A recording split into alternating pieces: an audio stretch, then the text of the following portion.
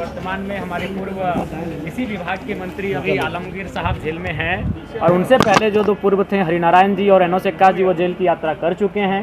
दोनों ग्रामीण विकास मंत्री ही थे, और अभी के जो जेल में वो भी, यानी तीन ग्रामीण विकास मंत्री जेल की यात्रा कर चुके हैं। इसलिए मैंने वर्तमान मंत्री महोदय को भी सचेत किया कि आप एक बहुत बड़ा विभाग देख रही हैं, जिस विभाग से इस राज्य के करोड़ों लोगों को अपेक्षाएं हैं, जन आकांक्षाएं हैं। इसलिए काम करने के साथ साथ आप अपने बाबुओं से सावधान रहिएगा, क्योंकि बाबुओं का कोई नहीं होता है। आज आप मंत्री हैं, बाबू आपके आगे पीछे हैं, आप नहीं रहेंगे, बाबू उनके आगे पीछे रहेंगे, और वो बाबू इस राज्य को गोल गोल घुमा रहे हैं, जैसे विधायकों को वो गोल गोल सवालों का जवाब देते हैं।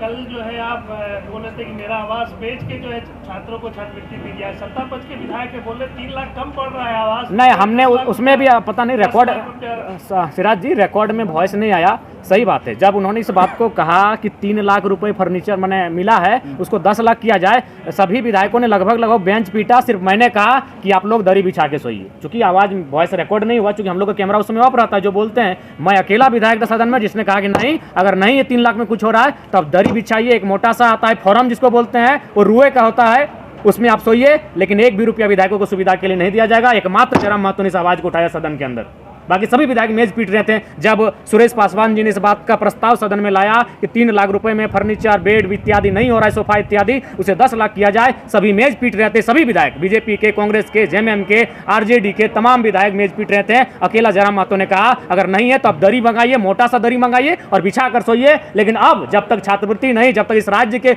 लोगों को सुविधा नहीं, विधायकों को एक भी सुविधा नहीं दी। आज तो बहुत गिफ्ट बटा है।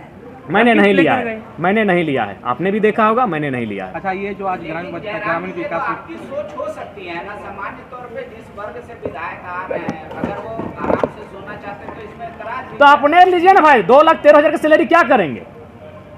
और बाकी जो इधर अन्य आए, अभी मैंने वही एक्सप्लेन किया। तो पूरा 1 साल से सड़क नहीं बना, पुल पुलिया नहीं बना, काम नहीं होगा तो कहाँ से आएगा कमीशन भी? तो 2,13,000 है ना भाई, उसे करिए ना। आज के दौर में अगर कोई 30,000 की सैलरी उठाता है पांडे जी, तो वो संतोषजनक जीवन यापन कर रहा है, पत्नी के साथ, बच्चों के साथ, 2-4 रिश्तेदारों के साथ, उनको अच्छा जीवन यापन हो रहा है। आपको 2 लाख की सैलरी में अगर आप अपना जीवन यापन नहीं कर रहे हैं तो बड़ा विचित्र बात है। ये आज जो बजट में चर्चा हुई ग्रामीण विकास पर, क्या है? देखिए, ग्रामीण विकास का बजट निसंदेह बहुत बड़ा बजट है बाकी की तुलना में, लेकिन अभी भी अगर हम उसका तुलनात्मक अध्ययन करें तो हमें लगता है काफ़ी कम है। वही मैंने उदाहरण दिया कि शहर में जो लोगों के खर्चे हैं और गांव में जो खर्चे हैं, गांव में जो आमदनी है और शहर में जो आमदनी है वो 2 गुना है। शहर और गांव में 2 गुना का अंतर है। तो गांव को अगर हम सशक्त करना चाहते हैं तो गांव के लोगों की आमदनी को, गांव के कार्यों को, गांव में जो भी योजनाएं जाती हैं उनको बेहतर तरीके से लेकर जाना होगा।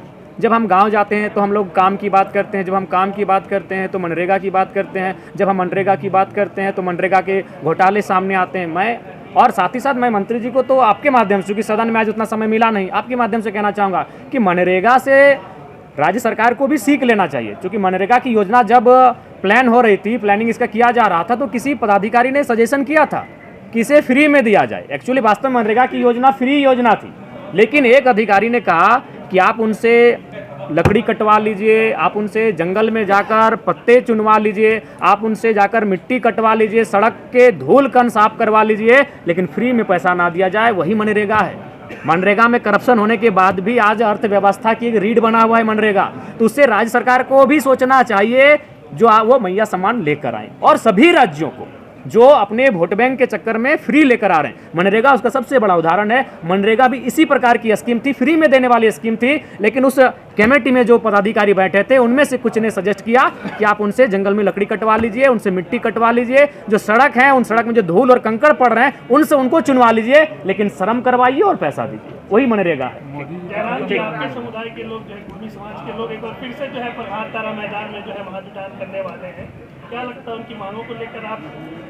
मैंने तो हमेशा कहा है कि भाई मैं अपने समाज की जो मांग है, जो विगत दशकों से नहीं, जब से हम लोग अनलिस्टेड हुए हैं, लिस्ट से बाहर हुए हैं, तब से चली आ रही है, और मैं उस मांग का समर्थन करता हूँ।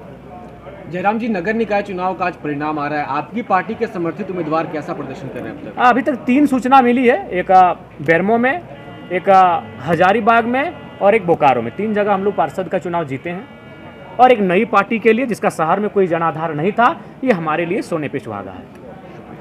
लेकिन जीराम जी के आने के बाद जिस तरीके से यहाँ एड्रेस कर रही है सरकार की 5,000 करोड़ पड़ेगा, तब तो फिर लग रहा मनरेगा भी झारखंड में ही कम धरातल पे आएगा ही नहीं, लेबर तो कुछ मिलेगा ही नहीं, क्योंकि राज्य सरकार भी इसे पैसा नहीं लगाएगी, केंद्र कहेगा कि आप लगाओ। देखिए केंद्र और राज्य के बीच जो मनभेद चल रहा है, मतभेद इसे नहीं कहेंगे। मतभेद का मतलब था कि भाषणों में एक दूसरे का विरोध करते, कार्यक्रमों में एक दूसरे का विरोध करते, नीतियों में एक दूसरे का विरोध करते हैं, लेकिन योजनाओं में, विकास में एक दूसरे का सहयोग करते हैं, उसे कहते हैं मतभेद। लेकिन अगर केंद्र और राज्य के बीच मनभेद है और उस मनभेद का दुष्परिणाम है कि राज्य की जनता झेल रही है, आपने बिल्कुल ऐसा वाजिब सवाल उठाया है। और आज जितनी भी योजनाएं जो हमारे राज्य में पेंडिंग है, अभी देखिए सबसे बड़ा समस्या का सामना होगा पानी को लेकर। हम लोग मार्च के महीने को जैसे ही समाप्त करेंगे, गर्मी बढ़ जाएगी और विधायकों को, मुखिया, सरपंच, जितने भी चुने हुए नेता हैं, वो गाली सुनेंगे जनता से पानी की समस्या को लेकर। उसमें केंद्र का एक बहुत बड़ा अंश होता है, अभी मंत्री जी बता रहे थे 6000 के समथिंग है। तो मुझे लगता है कि इसमें एक पहल करनी चाहिए माननीय मुख्यमंत्री को, नेता प्रतिपक्ष को और तमाम विभागीय मंत्रियों को बैठकर एक सर्वदलीय बैठक बुलानी चाहिए थी। और हमें लगता है कि केंद्र के साथ जो राज्य का समन्वय ढीला पड़ा है, उसे मजबूत करना है।